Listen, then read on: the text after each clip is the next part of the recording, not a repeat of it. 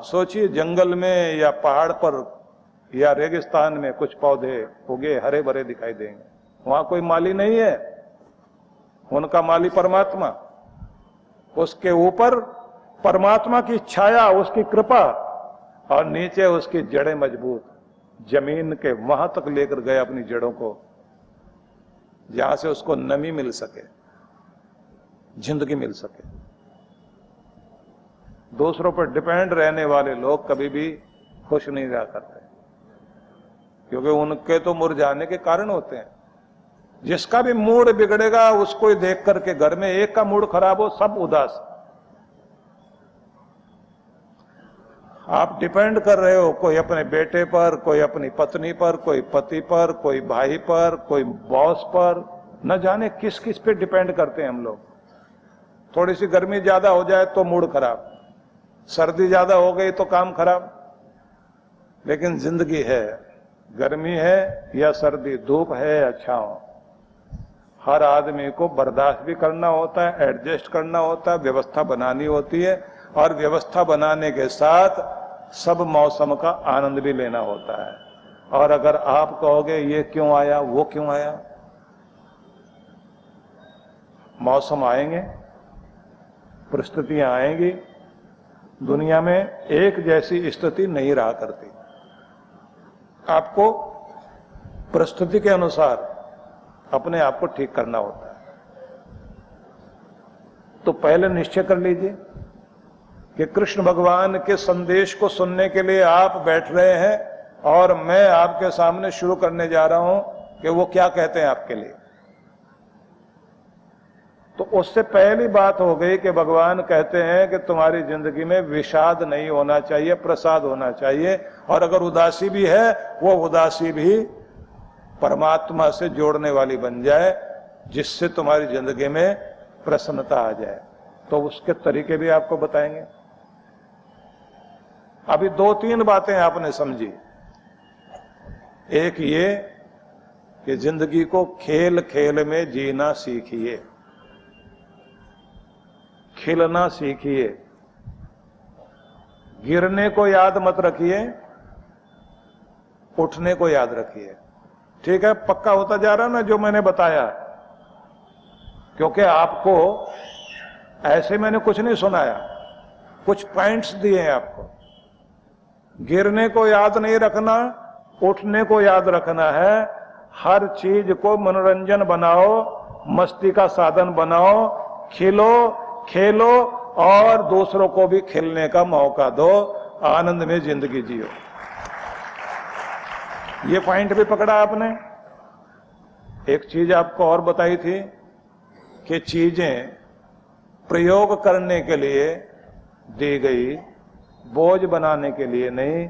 रिश्ते दिए गए प्रेम से निभाने के लिए, अपनी ताकत बढ़ाने के लिए। लोगों का इस्तेमाल करना छोड़िए, ना खुद इस्तेमाल होइए, ना दूसरों को इस्तेमाल करिए। जो भी है प्यार से एक दूसरे के साथ जिंदगी जीने की कोशिश करें। और सबको इस बात का ध्यान रखना है कि आपके पास जो भी चीजें हैं वो सब इसलिए हैं कि उनसे आपकी जिंदगी आसान हो जाए। उनको जिंदगी के लिए मुश्किल वाली चीज, भार, बोझ, तनाव का कारण मत बनाओ। कोई साइकिल से चल रहा है, कोई कार से चल रहा है, कोई हेलीकॉप्टर से चल रहा है, किसी की यात्रा जरा जल्दी हो रही है, किसी की देर से हो रही है। सबके पास साधन है। कोई पैदल ही चल रहा है, पहुंचना सबने एक ही जगह है। मान लीजिए हरिद्वार जाना है तो कोई कार से जा रहा है, कोई साइकिल से, कोई पैदल यात्रा करके पहुंच रहा है, कोई जल्दी पहुंच जाएगा, कोई देर से। बात इतनी सी है, लेकिन ये साधन किस लिए है कि आपकी यात्रा पूरी हो। और अगर हम यात्रा पूरी ना करें, पहुंचे ही नहीं,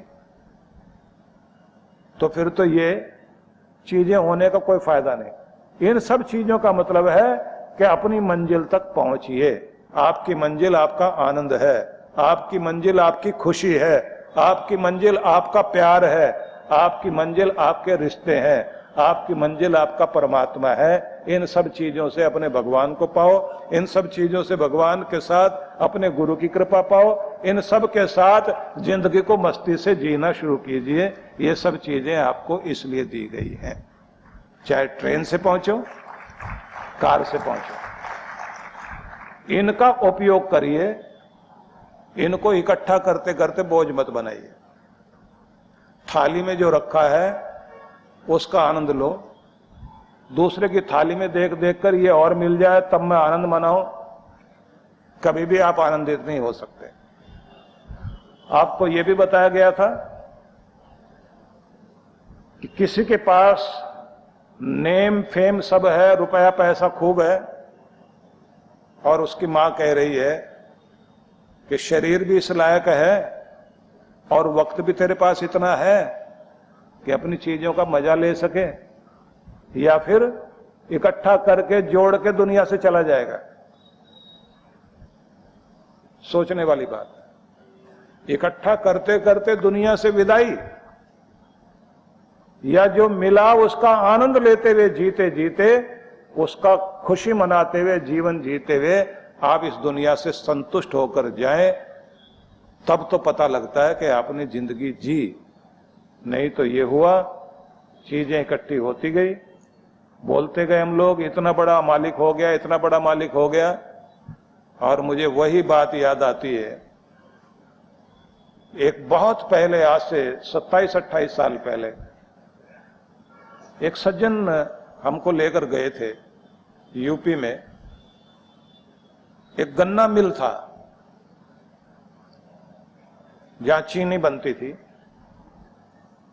वहां बहुत सारे मजदूर जो है वो गन्ने एक तो क्रेन से उठाए जाते हैं, कुछ वो ट्रकों से नीचे फेंके जाते थे। बहुत सारे मजदूर काम कर रहे थे, उनमें से कुछ राजस्थानी मजदूर थे। तो मालिक जो है, मिल का मालिक, वो अपनी गाड़ी में बैठाकर पूरा मिल दिखा रहा था। एक जगह जहां 10-10:30 बजे होंगे, एक जगह राजस्थान के सारे जो मजदूर थे वो बैठे हुए, बाजरे की मोटी रोटी,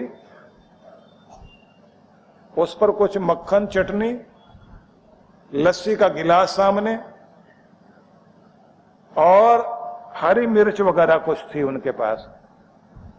और ये आदमी मेरी तरफ देखकर मुस्कुराया और गाड़ी वहां रोकी। इनको देख रहे हो, इतनी मोटी रोटियां इनके पास। मुझे लगा ये नजर लगाएगा इनकी रोटी पर। वो बहुत ध्यान से उसकी रोटी देखे, इतनी मोटी मोटी रोटियां। और फिर वहां आवाज देता, कितनी रोटी खाओगे? तो वो कहते हैं, भाया क्या बोले हो? तो उन्होंने कहा, कितनी रोटी खाओगे? नाश्ते में? बोले नाश्ते में 4। नाश्ते में 4 मोटी मोटी रोटी। तो ये मेरी तरफ देखकर बोले, इतनी मोटी रोटी बाजरे की। आप लोगों ने उनकी रोटी नहीं देखी, बाजरे की रोटी तो आप भी खाते होंगे, लेकिन वो जो खाते हैं इतनी मोटी रोटी। आपने सुना है कि अंग्रेज एक जो है वो पहुंच गया था हरियाणा में, और उसको किसी ने जो है वो बाजरे की रोटी दी और ऊपर चटनी दी, थोड़ा मक्खन रख के दिया। तो उसने वो मक्खन भी खा लिया, चटनी भी खाई, और उसके बाद रोटी वापस करते हुए बोला, बहुत बहुत धन्यवाद, अपनी प्लेट वापस ले लीजिए। उसको लगा ये प्लेट होगी खाने की, उसे ये समझ में ही नहीं आ रहा था कि ये भी खाई जाती है।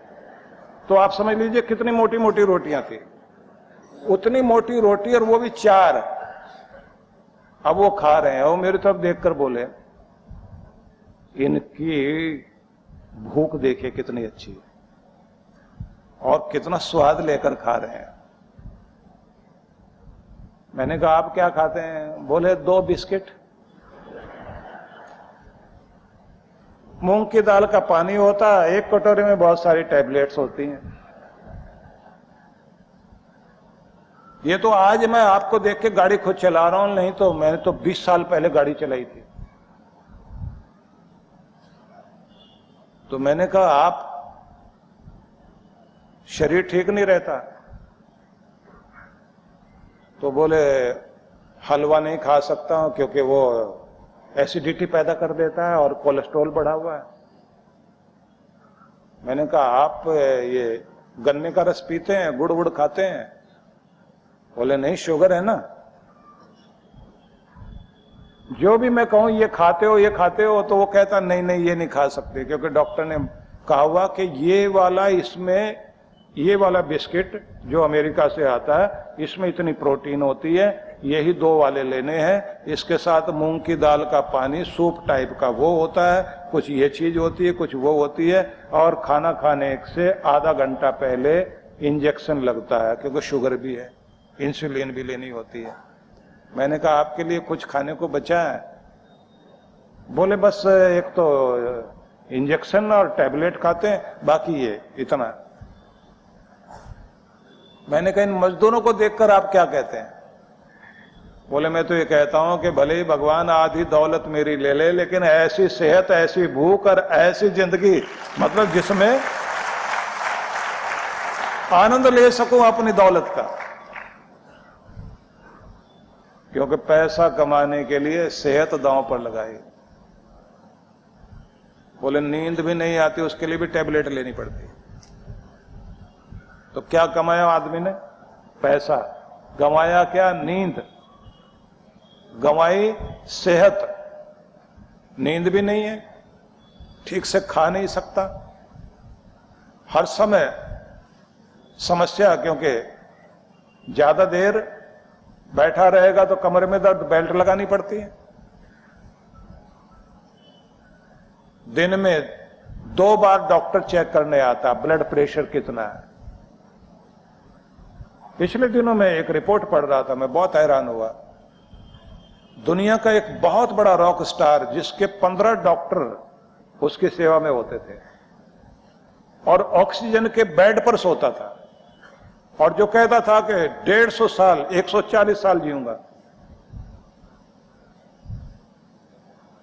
50-51 साल की उम्र में कई सारी बीमारियां, खतरनाक बीमारियां लेकर दुनिया से गया, क्योंकि गमले का पौधा था।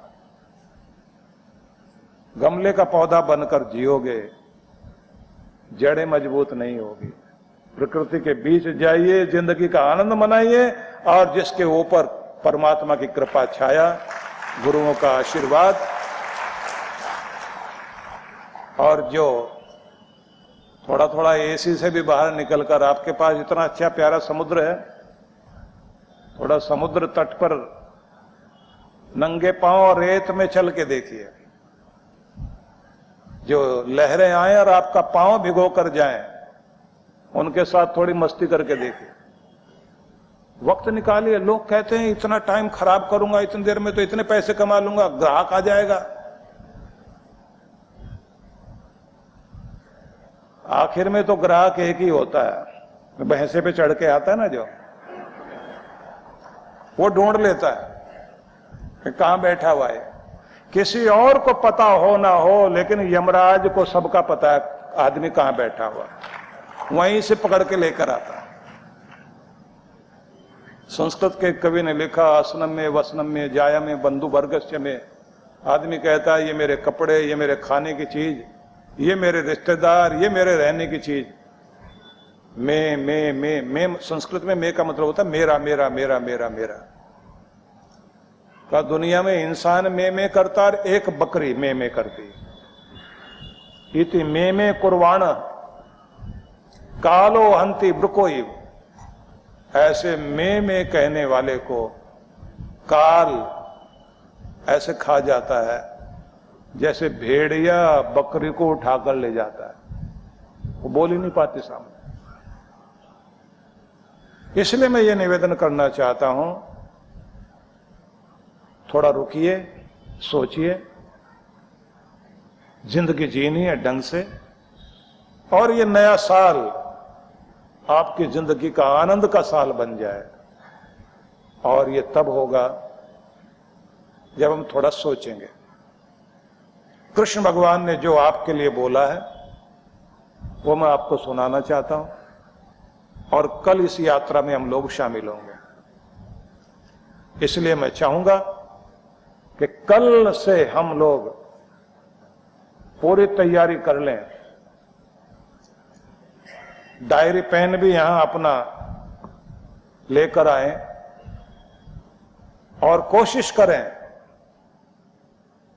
जब आप यहां बैठें तो जैसे आज मैंने सुनाया कि आपको गमले का पौधा नहीं बनना, आपने जो कमाया उसका आनंद लेना है।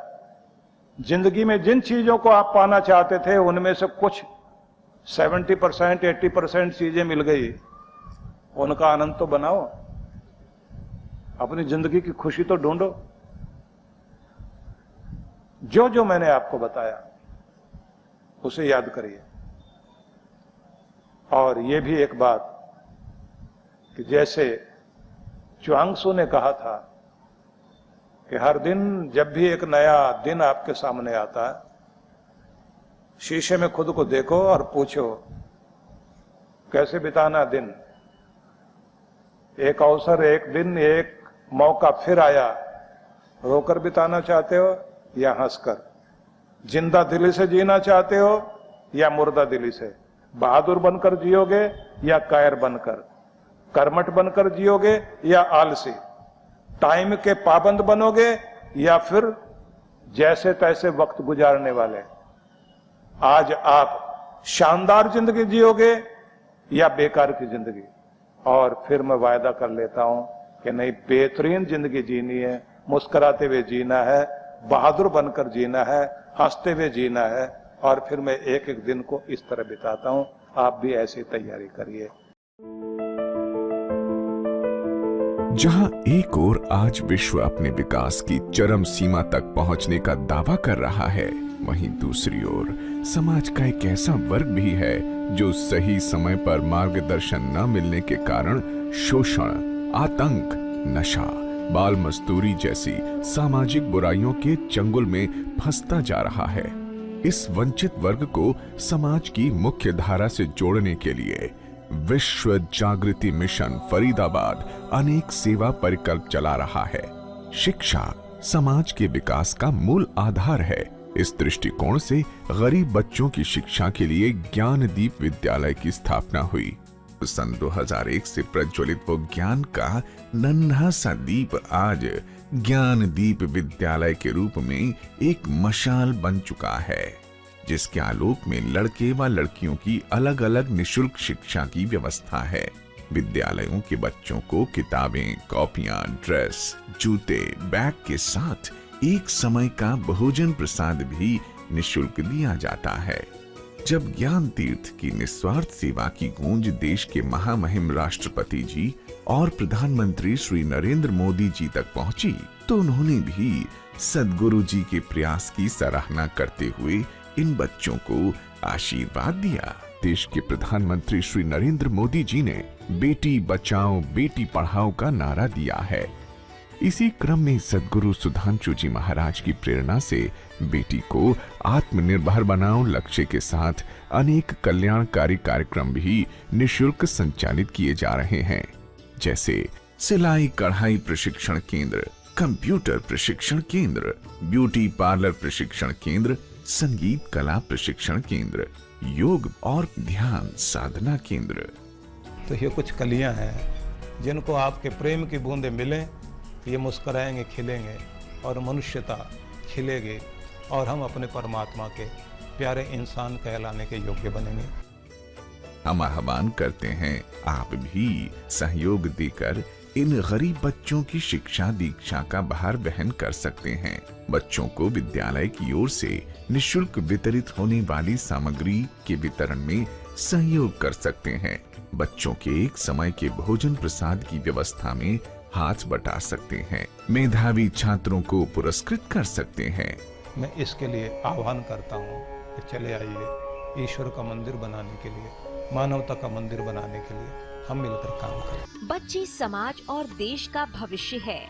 इनके उत्थान के लिए यदि आप भी इन बाल विकास योजनाओं में अपना सहयोग देना चाहते हैं, तो ऑनलाइन डोनेशन के लिए लॉगिन करें www.vishwajagritimission.org।